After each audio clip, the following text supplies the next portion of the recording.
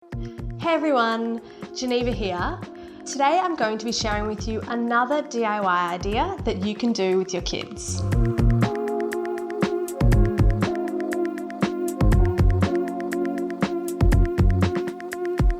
My daughter Frankie's been absolutely loving family photos recently, so I thought it would be fun to create a game for the front of the fridge that helps teach her who's who.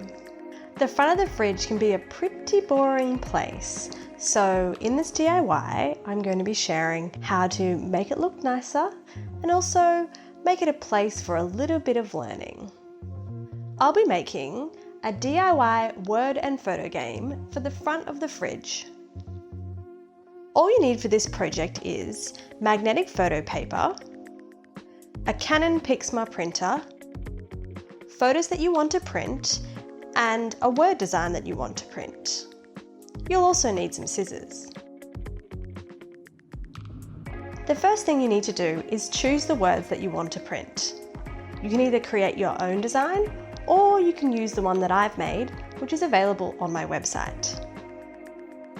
Load your printer up with Canon's magnetic paper. Make sure to load it on the right side. Check that all your settings are correct and press print.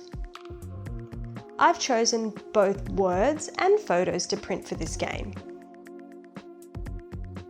Once you're finished printing the word design, the next thing you need to do is cut it out using scissors.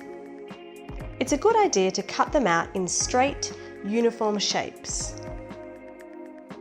Then print some family photos that show lots of different family members and a nice variety of scenes. Once you're finished, it's time to assemble your magnets on the fridge. Once everything's on the fridge, it's time to play. Have fun matching up family members, words, and numbers. It's a little bit advanced for Frankie right now, but she's really loving the rainbows and I can see that over time she's going to learn so much from this game.